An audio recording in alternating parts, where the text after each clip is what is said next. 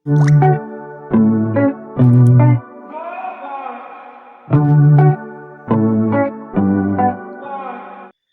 বন্ধুরা, আমার চ্যানেলে আরও একটা নতুন ভিডিও দেখার জন্য তোমাদের সকলকে স্বাগত। তো আজ আমি যে রেসিপিটা শেয়ার করবো সেটা হচ্ছে চিংড়ি পোস্ত। তো তাহলে চলো আমি চিংড়িটা প্রথমে বেছে নিই। দেখো কি করে বাছতে হবে। উপরে একটা পিঠের উপরে একটা সুতোর মতো থাকে, দেখো এরকম ছুরির সাহায্যে একটু হালকা চিড়ে নিয়ে এটাকে বের করতে হবে। দেখো খুব সহজ, এটা একদম কঠিন নয়, কিন্তু একদম আস্তে করে টানতে হবে, আলতো করে, তাহলে এটা বেরোবে, নাহলে মানে ফেটে যাবে। আর পুরোটা চিরার দরকার নয়, আর পুরোটা চিরতেও পারো, তাহলে সুবিধা হবে বের করতে। আমি আরও একটা দেখাচ্ছি, দেখো বাইরে থেকে দেখাই যাচ্ছে সুতোটা। এই দেখো হালকা করে টাচ করলেই হবে। দেখো কত ইজিলি দেখো বেরিয়ে আসছে। আমি এইভাবে সবগুলো চিংড়ি মাছ বেছে নেব।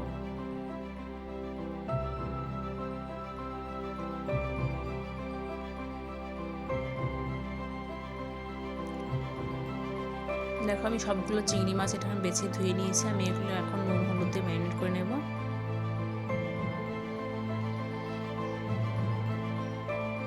এই চিংড়ি পোস্ত রেসিপিটা খুব কম সময়ে কিন্তু তৈরি হয়ে যায়।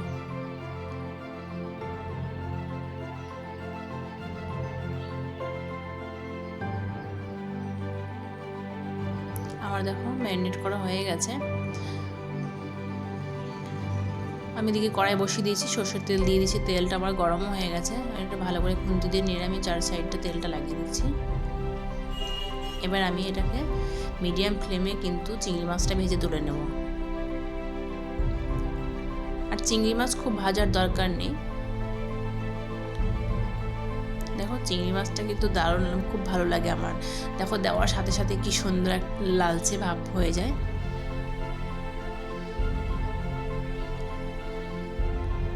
এটা যত নরমই থাকুক না কেন, দেখবে মানে কড়াইয়ে দেওয়ার সাথে সাথে, মানে তেলের মধ্যে দেওয়ার সাথে সাথে কিন্তু বেশ শক্ত হয়ে যায়।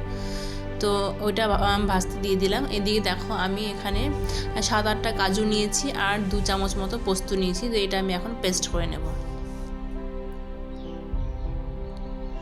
দেখো আমার পেস্ট হয়ে গেছে কাজু পোস্তটা।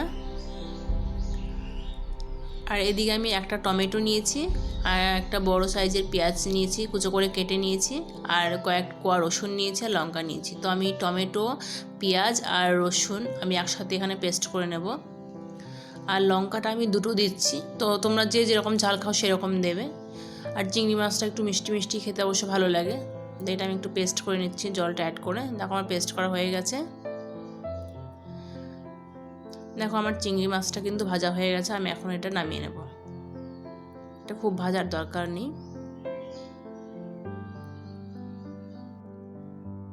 দেখো চিংড়ি মাছটা আমি নামিয়ে নিয়েছি। এবার ওই কড়াইতে দেখো আমি আরেকটু তেল অ্যাড করবো। এখন ফেনা ফেনা আছে তেলটা, বোঝাও যাচ্ছে না কতটা আছে। তো আমার রেসিপি যদি তোমরা দেখে থাকো তাহলে তোমরা জানো আমি বেশি তেল কিন্তু ব্যবহার করি না রান্নাতে। তো এবার আমি দেখো তেজপাতা আর গোটা গরম মশলা ফোড়ন দেবো। এবার এটা ততক্ষণ নাড়তে থাকবো যতক্ষণ না ফোড়নের খুব সুন্দর একটা গন্ধ বেরোচ্ছে। আর এমনি দেখো গরম মশলা ফোড়ন দিলে খুব সুন্দর দারুণ একটা গন্ধ বেরোয়। এবার যে মশলাটা পেস্ট করে রেখেছিলাম সেটা আমি দিয়ে দিলাম। দিয়ে এটাকে লো ফ্লেমে আমি 2 থেকে 3 মিনিট এইভাবে নাড়াচাড়া করতে থাকবো মশলাটা।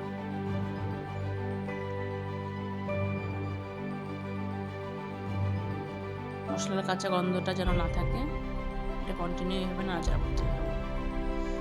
দেখো 2-3 মিনিট আমি এইভাবে নাড়াচাড়া করে নিয়েছি।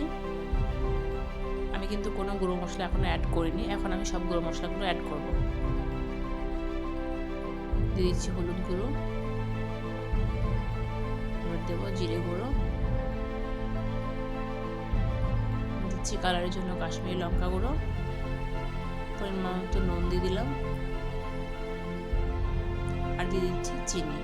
তো এই চিনিটা দিলাম মানে আমি টেস্টটাকে ব্যালেন্স করার জন্য আমি চিনিটা দিলাম। এবার মশলাটাকে আমি বেশ আরও 2 থেকে 3 মিনিট এইভাবে লো ফ্লেমে এটাকে কষিয়ে নেব।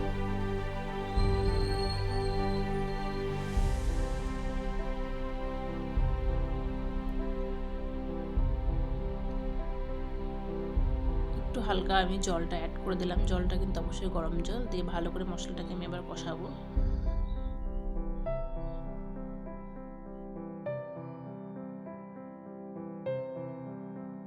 মশলাটা আমার প্রায় কষানো হয়ে গেছে। এবার আমি দেখো যে কাজু পোস্তটা পেস্ট করে রেখেছিলাম সেটা আমি দিয়ে দিচ্ছি। আবারও এটা 2 থেকে 3 মিনিট আমি এইভাবে একটু কষিয়ে নেব।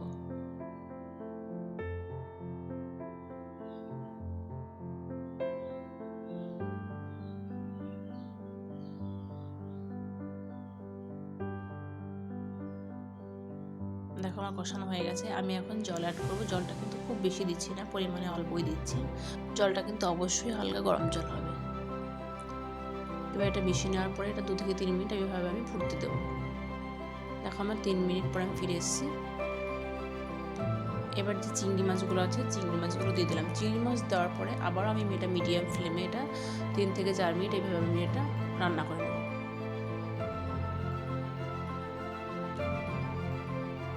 দেখো 4 মিনিট পরে আমি এখানে 3টে গোটা কাঁচা লঙ্কা দিয়ে দিলাম। এটা পুরোটাই অপশনাল, তোমরা না চাইলে নাও দিতে পারো।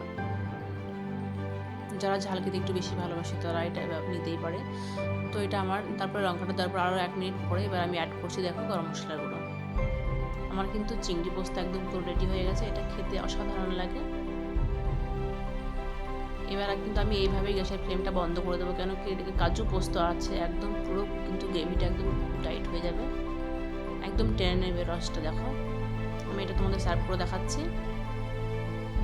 দেখো কতটা গ্রেভিটা দেখো টেনে নিয়েছে। তো আজকের আমার এই চিংড়ি পোস্ত রেসিপিটা যদি তোমাদের ভালো লেগে থাকে তাহলে তোমরা বাড়িতে অবশ্যই ট্রাই করো, আর কেমন লাগলো আমাকে কমেন্টের মাধ্যমে জানিও। আর তোমাদের প্রিয়জনদের সাথে শেয়ার করতে ভুলো না। আর এরকম নিত্য নতুন রেসিপি পেতে আমার চ্যানেলটিকে সাবস্ক্রাইব করো।